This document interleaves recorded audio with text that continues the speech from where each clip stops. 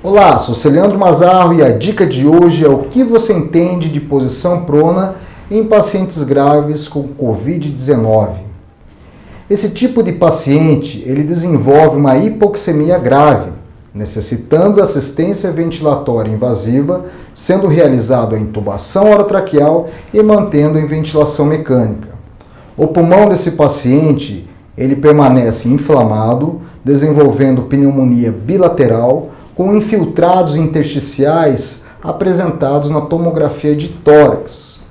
Esses infiltrados são gerados através do processo inflamatório, do aumento da permeabilidade da membrana alvéolo capilar no extravasamento de exudato do interior do alvéolo, fazendo com que ocorra a alteração da relação ventilação e perfusão e também o distúrbio da troca gasosa, levando à hipoxemia grave. Uma das estratégias protetoras ventilatórias que nós realizamos para melhorar a oxigenação tecidual desses pacientes é a posição prona, que um dos benefícios é a oxigenação e o outro é evitar a hiperdistensão alveolar nas áreas sadias do pulmão doente gerado pela alta pressão do ventilador mecânico para manter uma troca gasosa. Um dos primeiros relatos com benefício da oxigenação através da posição prona foi feito em 1974, através de um anestesista chamado Brian, que sugeria aos pacientes anestesiados ou paralisados a posição prona para melhorar a expansibilidade torácica da região dorsal, favorecendo assim uma boa oxigenação. Hoje nós temos vários trabalhos científicos direcionados à síndrome do desconforto respiratório agudo, comprovando que de 70% a 80% desses casos melhora a oxigenação através da posição prona. E agora vamos para os efeitos fisiológicos.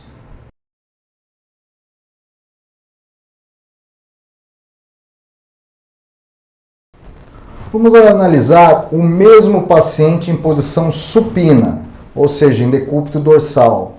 Então vamos dar um exemplo que essa minha mão seria a região dorsal do paciente e a outra o coxão. O paciente em posição supina, a região dorsal irá sofrer a ação do peso do pulmão, ou seja, lembramos que esse pulmão está inflamado, aumentando o colapso alveolar gravitacional nas regiões dependentes, ou seja, aquelas regiões que têm maior perfusão. Se eu colocar esse paciente em posição prona, irá diminuir essa ação do peso gravitacional do pulmão, favorecendo uma melhor distribuição na ventilação alveolar e na perfusão, diminuindo o colapso alveolar e melhorando a complacência pulmonar, favorecendo assim uma boa oxigenação. Então esses são os efeitos da posição prona. A indicação são aqueles pacientes que possuem parâmetros ventilatórios como uma fração de ejeção de oxigênio acima de 60%, uma PIP acima de 5 centímetros d'água, com uma relação PO2 e FO2 abaixo de 150. E a contraindicação possui duas, a contraindicação absoluta e a contraindicação relativa. A relativa não irei comentar nesse vídeo, porque vai depender muito da interação da equipe de terapia intensiva. A contraindicação absoluta são aqueles pacientes que possuem instabilidade hemodinâmica, como uma arritmia cardíaca, uma hipotensão severa, como o aumento da pressão intracraniana, uma instabilidade da coluna vertebral, como, por exemplo, uma cifose, uma escoliose acentuada, ou até uma osteoporose avançada. Também uma hérnia de disco, são várias lesões que podem acontecer na coluna. Também instabilidade da pelve, uma fratura pélvica, uma luxação coxofemoral, lesões na face, lesões na região ventral do tórax, do abdômen. E quanto tempo vai ficar esse paciente na posição prona? Durante 16 a 20 horas. Então essa é a recomendação. Para você saber o efeito benéfico da posição prona, você tem que ser coletado no paciente a gasometria arterial a cada 2 horas. e você vai analisar o parâmetro de relação PO2 e FO2. Se estiver aumentando acima de 20 pontos, está tendo um bom efeito benéfico.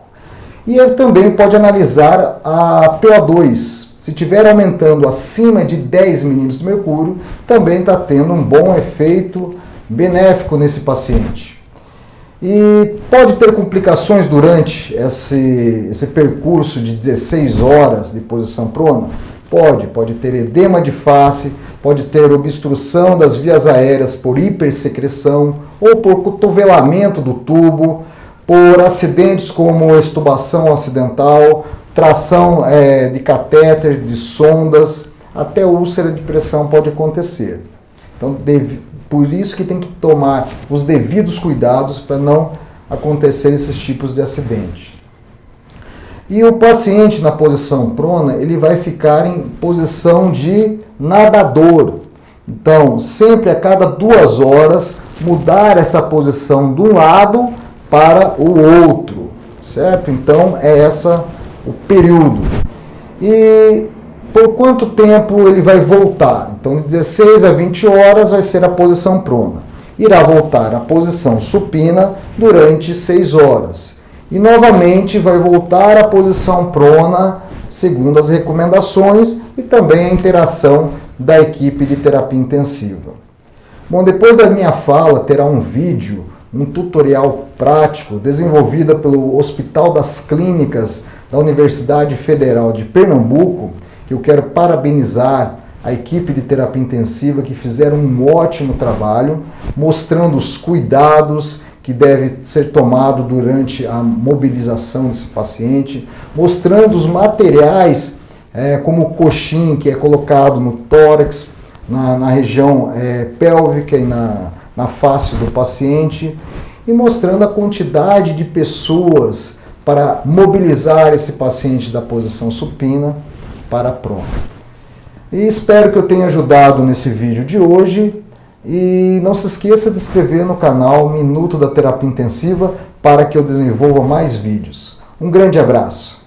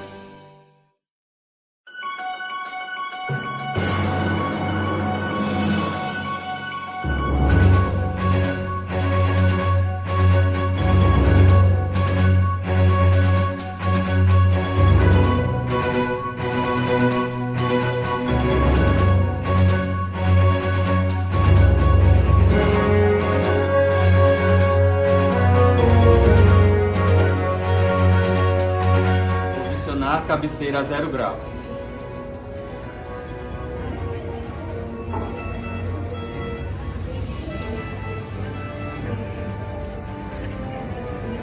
Alinhar membros.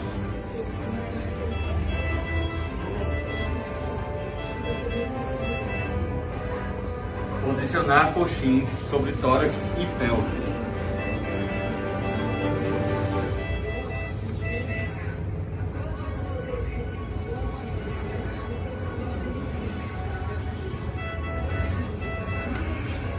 Posicionar lençol móvel em cima do paciente.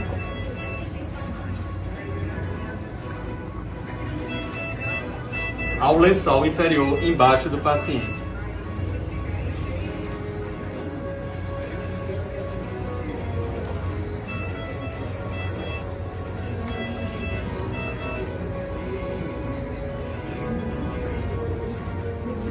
Formar envelope, enrolando os lençóis pelas laterais até ficarem justos.